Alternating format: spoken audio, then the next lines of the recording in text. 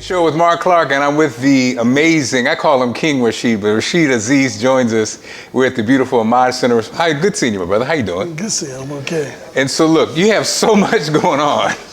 I just wanted to sit down and talk to you, let the world know, because this is the Emage Center, a wonderful place in West Baltimore, and people may not know all that goes on inside this great facility. So let's talk about that. It's not just the Emage Center. You have a couple things going on here. Tell us about it.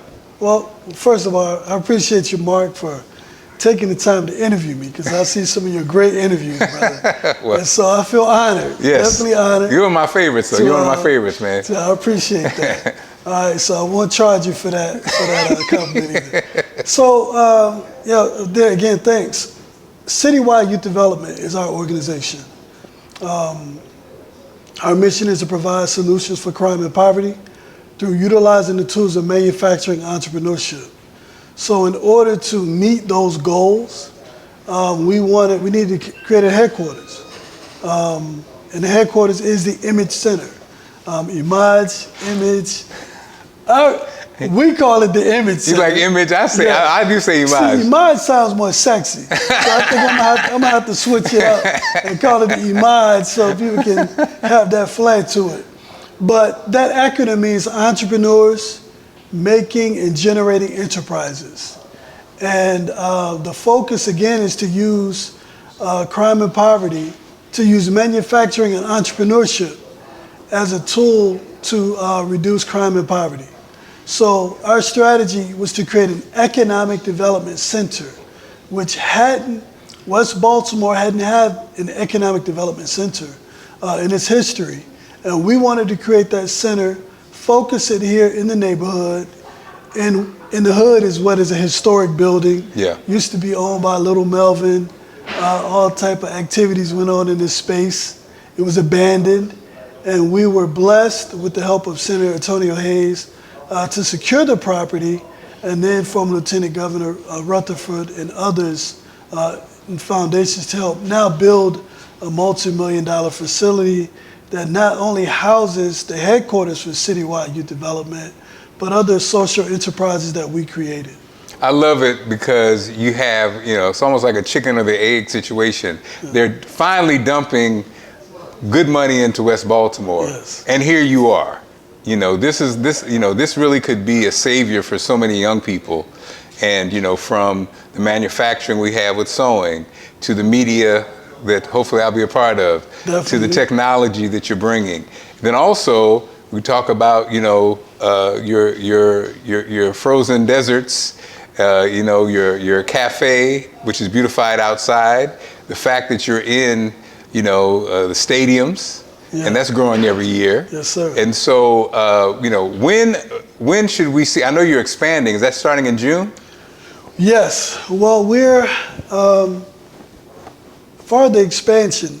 We've created multiple social enterprises, again, to provide relief for crime and poverty through utilizing those tools. And those tools were enterprises that we created, social enterprises.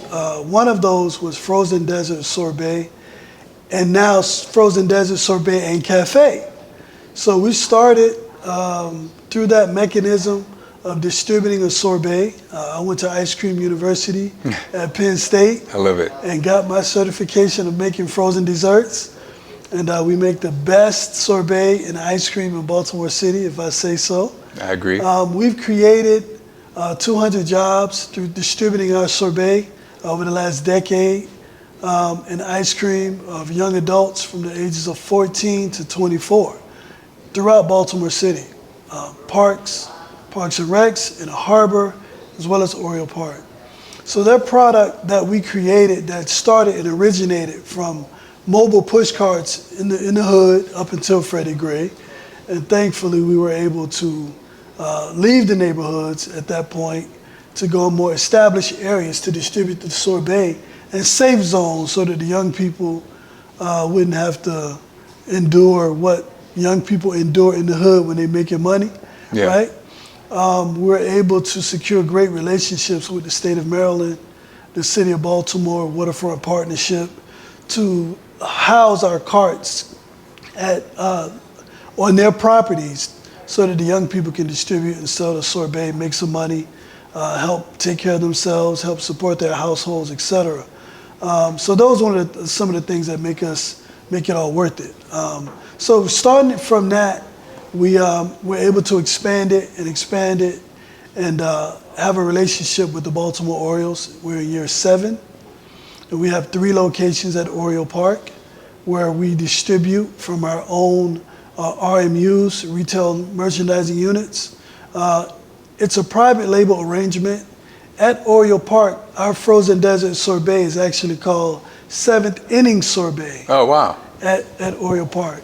And we, year 7, we have 3 locations at the park, and we distribute not only our sorbet, but our ice cream that we manufacture, and another creation called Oasis Punch, which is a lemonade infused with sorbet. Oh, man. And, we're the only ones at the ballpark that have it.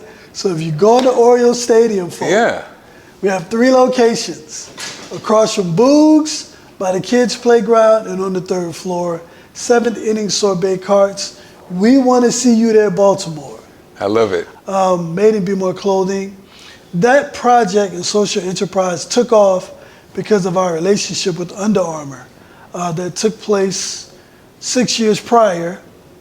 We're located in Port Covington, or formerly Port Covington, for 4 years working with Under Armour Lighthouse and a manufacturing training program. And that took place for 4 years. All of our students, our staff went through that training program, actually interned and were paid and worked at Under Armour.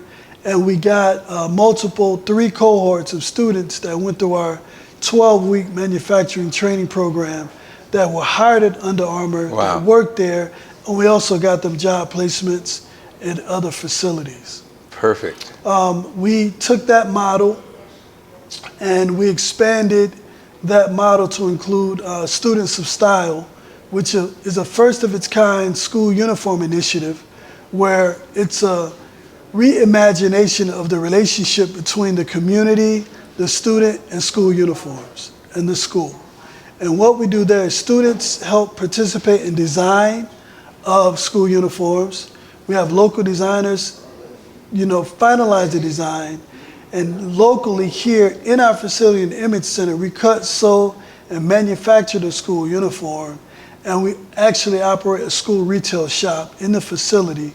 Right now, our partnership is with Frederick Douglass High School, and we're in talks with several other schools to expand those relationships, which will create more jobs locally, manufacturing school uniforms that are quite honestly made in China and Pakistan and other countries. Come on.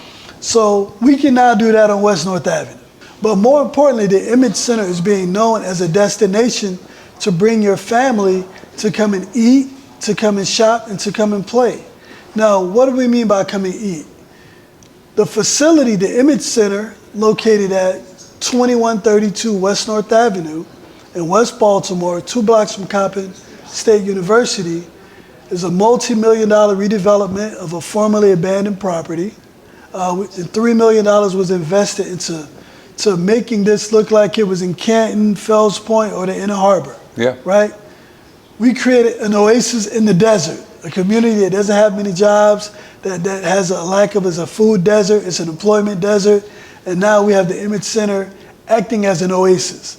So when people pass by 2132 West North Ave, they'll see these bright, vibrant colors, palm trees, et cetera, and what do you call it, in paintings, but that is really what this place represents, an oasis. So we have an outdoor dining where people can come and eat inside the cafe, outside the cafe. The menu from pizza to pasta to gourmet salads. When it comes to outside, we have an outdoor dining space that is available for private events. It seats 90. We have an outdoor kitchen, right? Only outdoor kitchen in West Baltimore, right? Beautiful, beautiful space. Beautiful aroma, beautiful aesthetics. Is an absolutely amazing space that we invested quite a few dollars for. So you have grilled fish, grilled seafood, grilled chicken, fried chicken, and homemade fries, right? In addition to that, you can get platters, so And don't forget all pizza of that. now. Oh, of course, the Don't get pizza is the best now. in the city. Right? And in addition, we manufacture ice cream and sorbet on site. I love it. So look, a lot going on here, but the Yeah. best part is more to come. The more to come is two things, and I'll be real quick. Starting mid-May through October, 4 days a week, Thursday through Sunday, we're operating a splash park in the back of our building at Herbert Street Park. It's called the Oasis at Herbert Street Park, and it's going to be a park open to the public. There's a small fee. You can reserve it for events, birthday parties, activities, summer camp, school trips. A small nominal fee. You can go to our website or go to citywideyouthdevelopment.org, and click on the reservation. We host events at the park, but it's a splash park. I love it. Meaning it's an inflatables park with 20-foot tall water slides, 50-foot long obstacle courses, as far as bouncy houses. So it's the city's first permanent inflatables park. Wow. That's located right behind the Emage Center, and it will operate from May through October of this year. Yes, sir. Mr. Aziz, what else can we say? Yes, sir.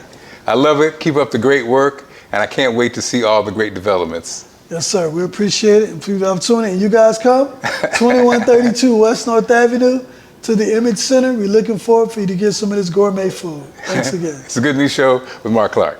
This is Mayor Brandon Scott inviting Lottie Dottie and everybody to the 49th and Fram in Drew Hill Park Juneteenth weekend. Come see Patti LaBelle.